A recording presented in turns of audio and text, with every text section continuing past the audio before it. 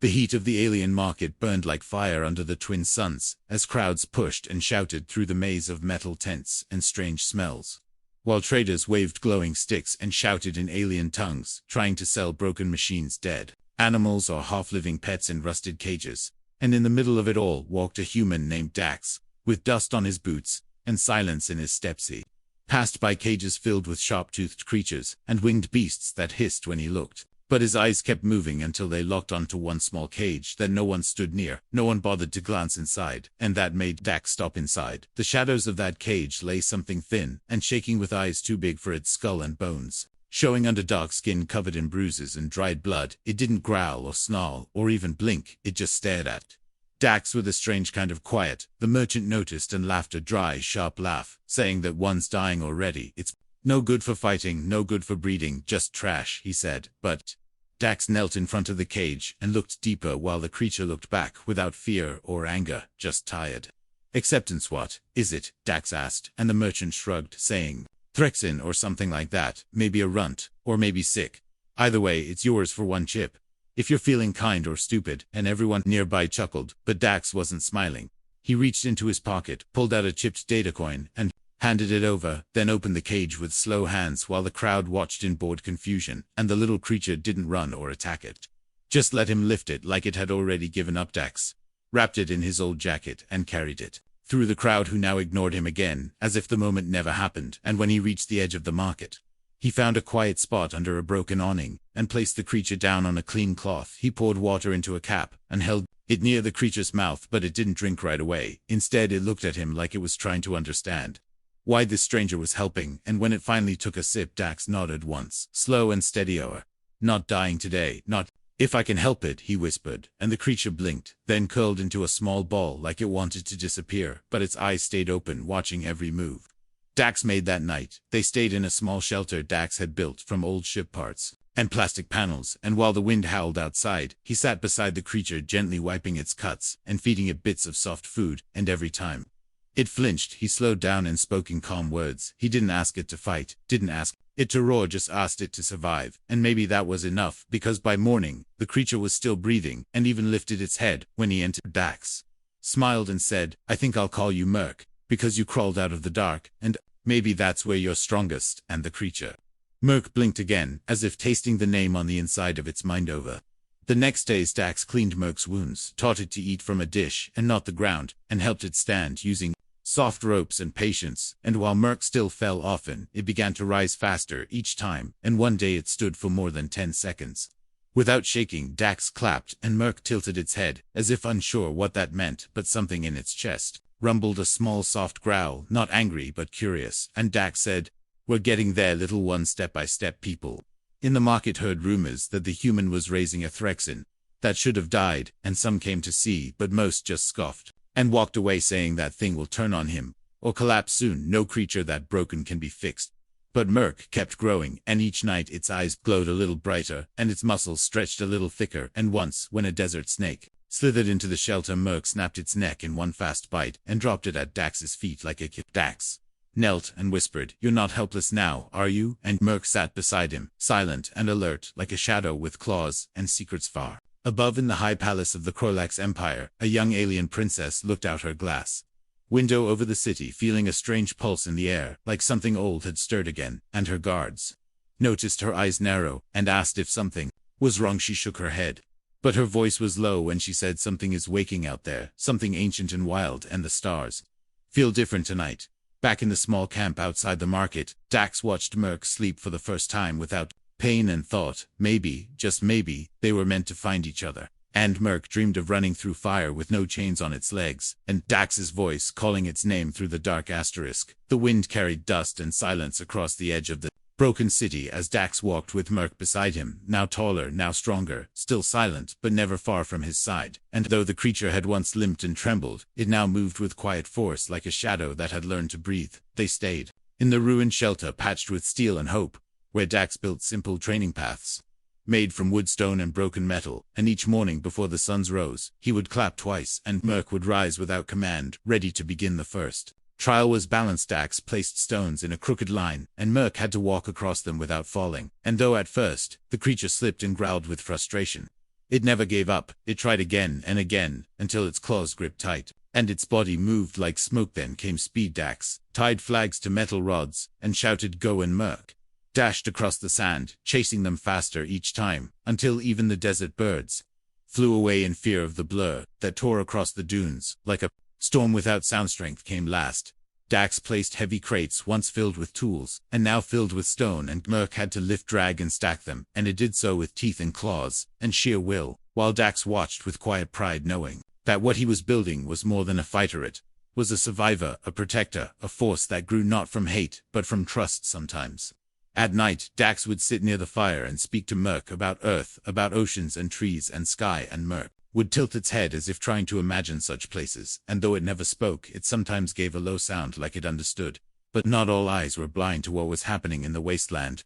Whispers reached the ears of bounty hunters, mercenaries, and broken warlords who once served the Krolax Empire and now lived on scraps and secrets, and one such man named Rakar heard of the human with a beast at his heel, and he laughed like fire in winter. He remembered the Threxin from the old wars, savage monsters bred for chaos, but wiped out for being too wild, too untamed.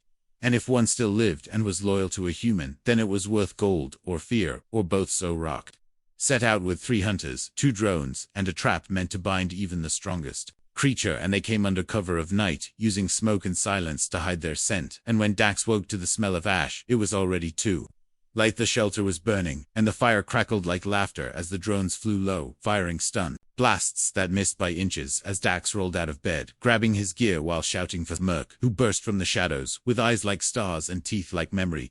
One hunter aimed his rifle, but Merc leaped through the flames, claws out, tail sweeping low, and crushed the weapon before it fired, tearing through armor like paper as the man screamed and vanished beneath the sandrak, through a net of glowing blue wires that wrapped around Merc, hissing with energy, and Merc shrieked in pain, a sound not heard before, like thunder breaking. But Dax screamed louder and charged the drone with a steel rod, smashing its wing until it crashed into the fire. Merc's body shook as the net tried to hold it, but its muscles flexed and its eyes burned, and with a final roar, it ripped the wires apart and pounced on the second drone, slamming it into the ground again and again until it sparked and died.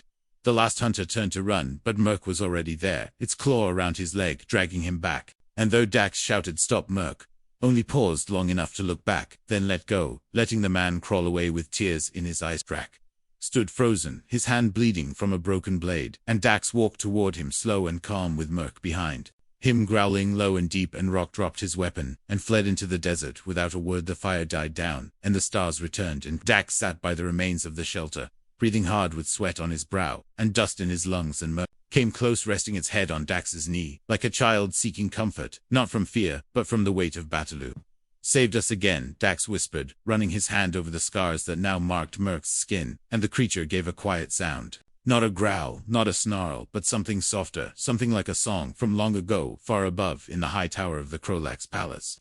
The princess sat before a glowing map where a blinking light now pulsed in the wastelands, and she touched it with one finger and said, "Bring me the human with the beast. I want to see them both with my own eyes." And as her words echoed through the walls, a cold wind blew through the desert, and Merc raised its head, as if sensing a storm, not of fire or wind, but of fate itself approaching on silent wings through the dark. The sky above the Krolax city glowed red as the sun dipped low, and drums began to beat across the spires, sending deep echoes through the streets, where crowds moved like rivers of noise and fire, all heading to one place, the grand arena, where warriors fought and bled while nobles watched from thrones of Christo. Dax stood at the gates in chains, his hands bound, his weapons taken, his clothes torn, and beside him stood Merc, without rope, without cage, without fear, and every guard kept distance, not because of Dax, but because of the beast whose eyes never blinked, and whose breath came slow and steady. Like a storm waiting, the guards had found them in the desert after the attack, and dragged them into the city, claiming they had crossed into forbidden ground, and the punishment for such a crime was trial by combat, not just for the man, but for the beast he called family inside.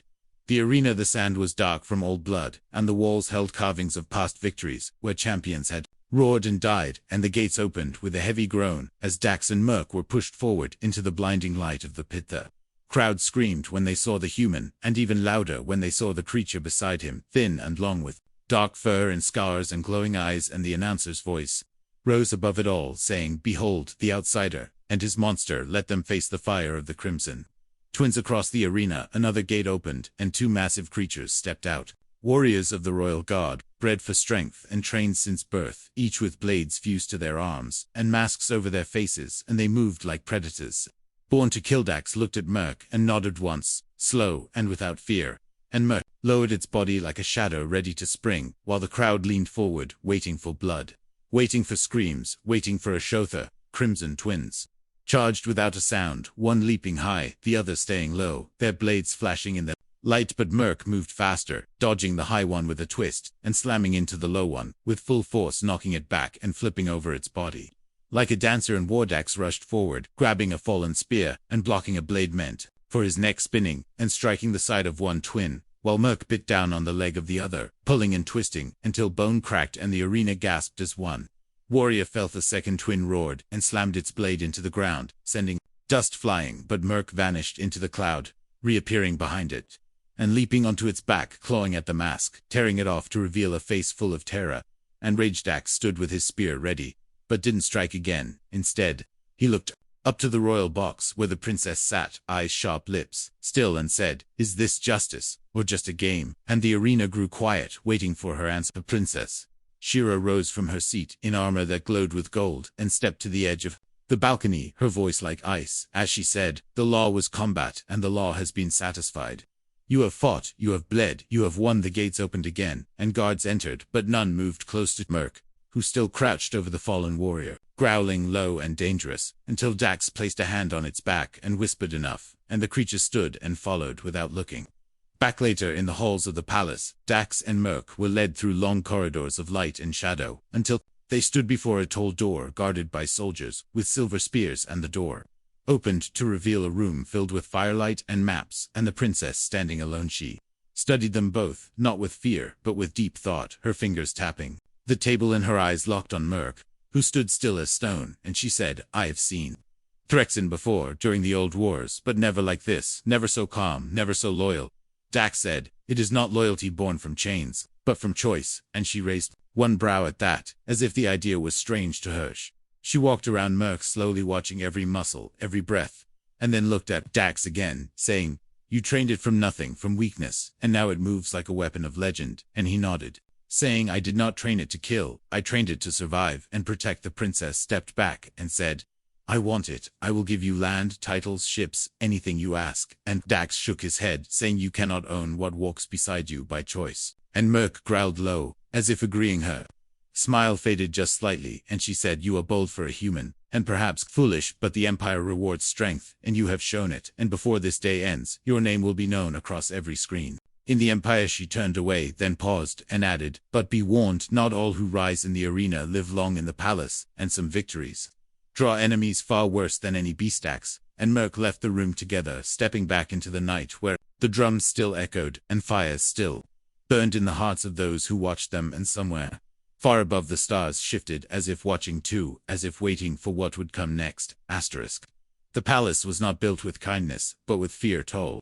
black towers stabbing the sky like teeth of old beasts, and guards in silver armor patrolling every bridge with guns that hummed low and cruel, while behind sealed doors nobles whispered in fear about the human who had survived the arena and the creature that killed without chains. Princess Shira stood on the highest balcony, wrapped in armor that shone like fire, and her eyes were fixed on the training yard below, where Merc now walked in circles under the watching eyes of her elite soldiers, who dared not step too close, and every one of them remembered the way it moved in the arena, like it was born from blood and fire. Dax stood beside Merc, calm and silent, his hand resting near his belt, where no weapons hung, but his voice was clear when he said, "He will not fight for show. He is not your pet, and not your weapon, and if this is another test, then it ends now." The princess descended the stairs with quiet steps, and her soldiers parted before her, like waves before a blade, and when she reached the sand of the yard, she did not stop. She walked straight toward Merc, her chin high, and her hands empty. The guards tensed, the nobles above leaned forward, and even Dax took a breath he did not want to take, because Merc was not trained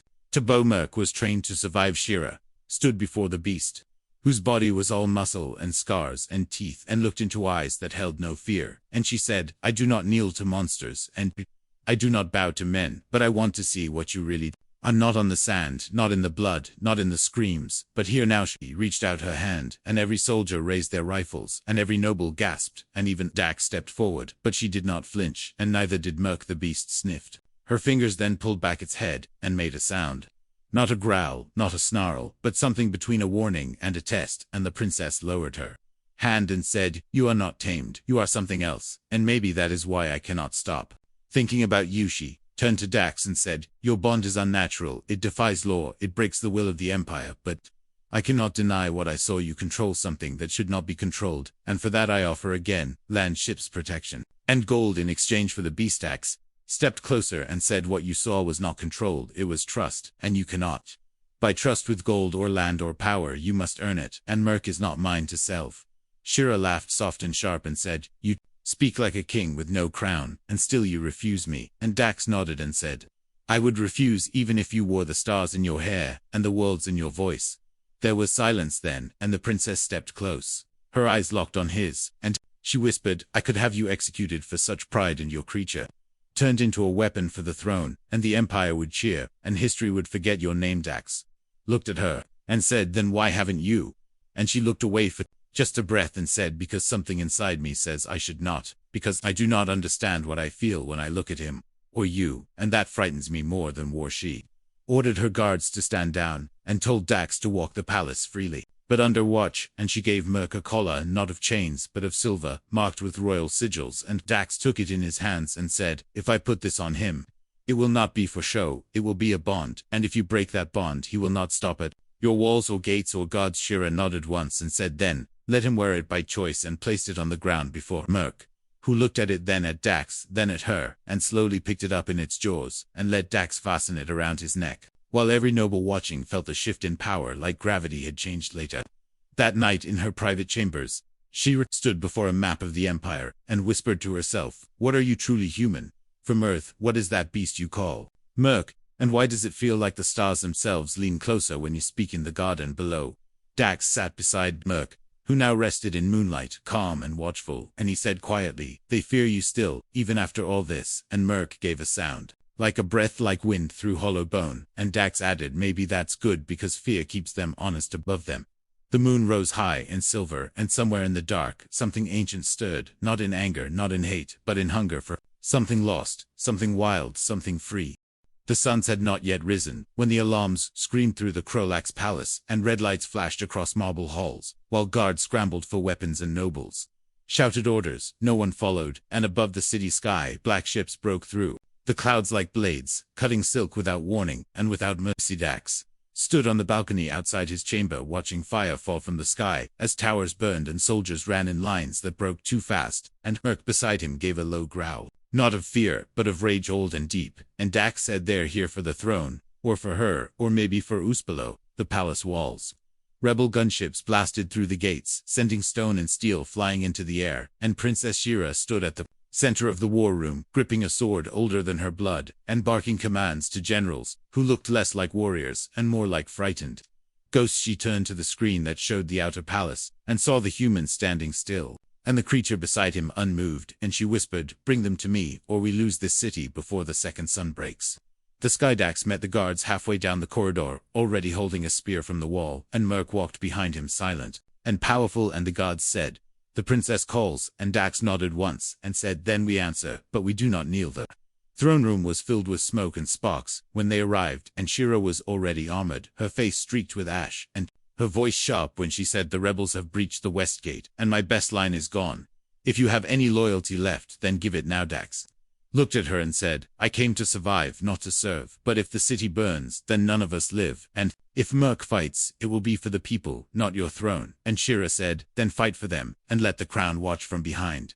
They moved through fire and broken walls together, Dax with a blade in each hand, Merc leaping from shadow to shadow, tearing into machines and warriors with speed no one could follow, and behind them soldiers found courage again, and followed on the eastern wall. Merc stood before a rebel beast, twice his size, with iron skin and blazing eyes, and the two clashed in dust and thunder, while Dax took on three at once, using speed over strength and turning every strike into a dance of survival. Shira fought with her guard near the command tower, holding the line even when the floor shook and part of the roof fell, and she shouted orders without pause, but her eyes kept searching for one shape, the one beast. The one man who stood where others ran. A missile screamed toward the tower, and the guards pulled her back, but the blast was too close, and the floor gave way, and she fell into smoke and steel with her arm crushed, and her breath stolen, and silence filled the air, as the world tilted sideways. But then a roar shook the stone, a roar that froze even the rebels for a second, and out of the smoke came Merc, with Dax riding on his back, and both covered in blood and ash and rage, and Dax leaped from Merc's back, grabbed the fallen princess, and pulled her free, just as the flames rose behind them. Merc turned and stood before the fire, his back to them, and when the enemy charged, the creature did not move. He waited until they were close, then struck with fury. That turned men into shadows and machines into parts, and when the dust settled, no enemy stood. Dax carried Shira down the stairs to the lower chamber where healers rushed to her side. And she clutched his wrist and whispered, "Why?" And he said, "Because the people still looked to you. And if you die now, the city dies." Too, he sat beside her as the healers worked, and Merc stood at the door like a statue, with eyes burning and breath steady, and every soldier who passed by looked at the beast and felt a little safer, and looked at the human and felt a little stronger. By morning, the enemy was gone, the city walls black with smoke, but still standing, and the people gathered in the square to see who had saved them. And when Dax walked through the ash with Merc at his side, the crowd knelt, not to the crown, not to the throne, but to the man and the monster who did not run. Shira stood from her seat, though her arm hung in a sling, and she said, "This human holds no title, and this beast wears no chain, but today they stood where others fell, and because of them, the Empire still stands." She stepped down from her platform, walked across the stone, and stood before Dax and said, "You could leave now, and none would stop you, but if you stay, the Empire will never forget." And Dax looked at her, then at Merc, and then at the people, and said, "We stay, but not for you, and not for power. We stay for the ones who still have something left to protect." And the people cheered, not for gold, not for war, not for blood, but for the hope that stood on two legs, and for eyes that had seen death, and walked past it, and hearts that had no crown, yet ruled the moment, with fire and fury and silence. The sky above the capital turned quiet as the smoke cleared, and the screams faded, but silence did not bring peace.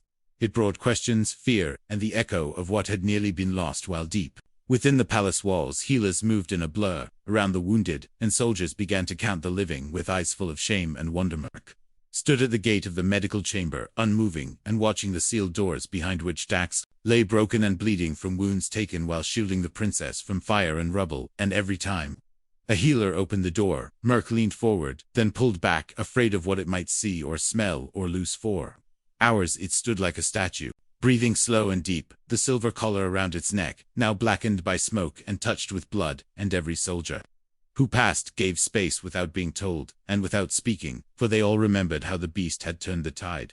When hope was already gone inside the chamber, Princess Shira stood beside the bed where Dax lay, pale and still, his chest rising only slightly with each breath. And she whispered, "You fool, you could have let me die and saved yourself, and Merc would still be free, but instead you chose me, and now I do not know what to do with that choice."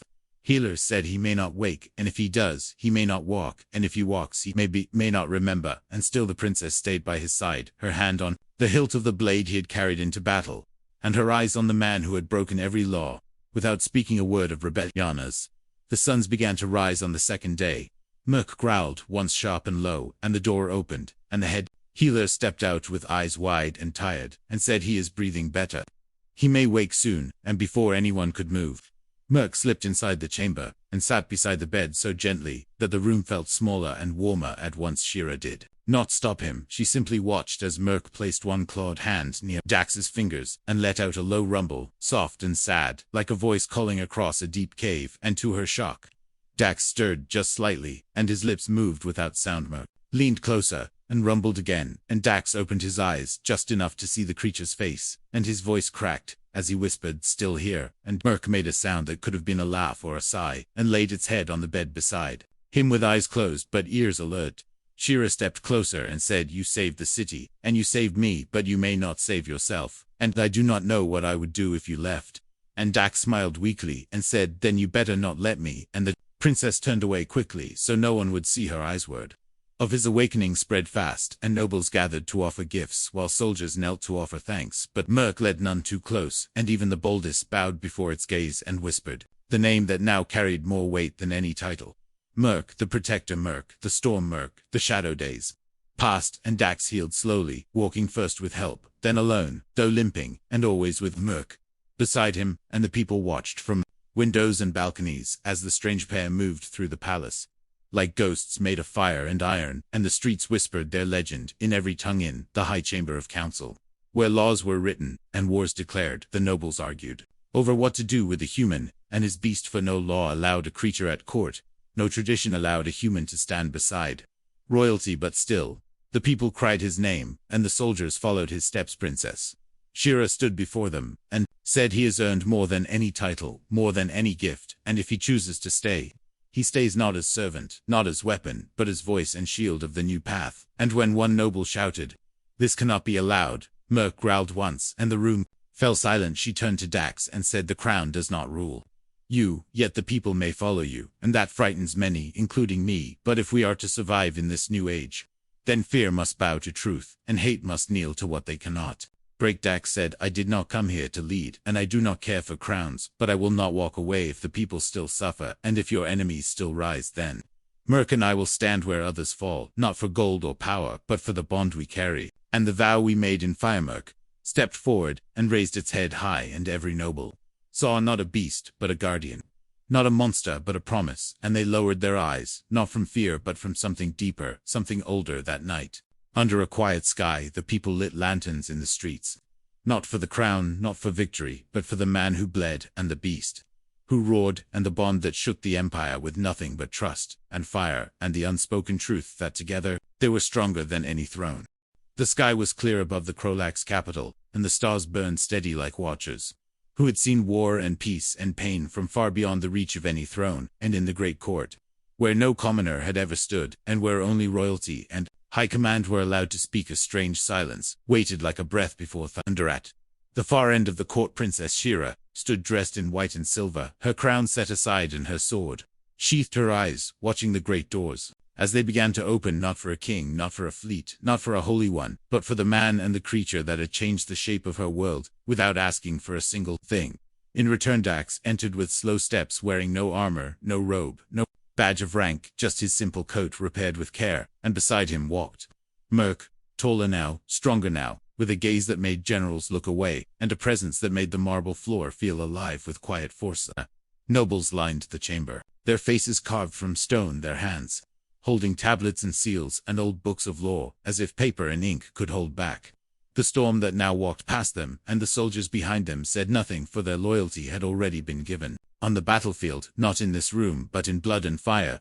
The council elder stepped forward and raised a scroll and spoke with words older than the empire itself, declaring that no beast shall rise above the throne, no outsider shall bear the mark of the crown, no soldier shall follow a voice without title. But even as he spoke, his voice trembled and his eyes flicked toward Merc, who stared without blinking. Princess Shira stepped down from her dais and said, "I have heard the law, and I have seen its cracks, and if law cannot grow, then it must break, and I have broken it with my own hands, and I do not regret it. For the man who saved this empire does not ask for reward, and the creature who defends its people does not ask for change." Turned to Dax and said, "You walked into our world without fear and without bowing, and though you were beaten, hunted, judged, and nearly killed, you still fought, not for power but for those who could not fight, and you stayed not for gold but for the bond you carry with this creature who is no longer beast but Lech." And Dax looked around the chamber at the faces of the empire, at the marble statues and banners, at the carved walls and crystal lights.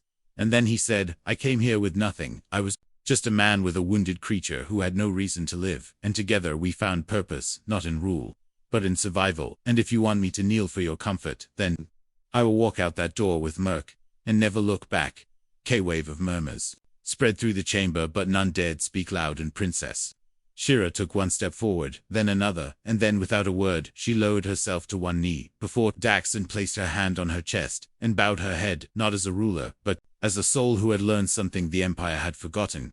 Gasps filled the chamber, and the elder dropped his scroll, and the soldiers behind the nobles raised their fists in quiet salute, and Dax stood still, his breath caught in his throat, as the princess whispered, "I bow not to the man, and not to the beast, but to the truth that stands between you." Merc stepped beside her, and lowered its head just slightly, and the meaning was clear across the chamber. The bond was not master and servant, not pet and owner, not beast and warrior, but something more, something older than law, older than war, something Pure the council offered Dax a title, and he refused. They offered land, and he gave it to the war widows. They offered gold, and he passed it to the starving, and when asked what he wanted, he said nothing but the right to stay and walk free beside Merc and speak when others fall silent. From that day forward, stories spread across the stars. Not of kings, not of empires, but of the human who defied a crown, and the creature who tore through armies, not because they were ordered, but because they chose to stand together, and every world that heard the tale found something in it. They could not forget. The empire changed, not in a day, not in a month, but slowly, with each soldier who remembered the night they were saved, with each child who played in the streets wearing paper masks shaped like Merc, with each elder who told the story by firelight and called it the turning of Phaeton. The high tower where Shira once watched the sky alone, she now sat beside Dax while Merc slept near the flames, and she said quietly, "We were wrong about many things," and he said, "Maybe, but we were right to fight for each other." And she smiled with no crown on her head and no mask on her voice, and said, "Then let this be our empire, not one of fear, not one of rules carved in stone, but one that remembers the bond that changed everything." And so the stars kept burning, the wind kept moving, and the names of Dax and Merc lived on, not as lords, not as weapons, but as a story of choice, trust, and the moment. The princess bowed, and the whole world changed, without a single command, without a single chain.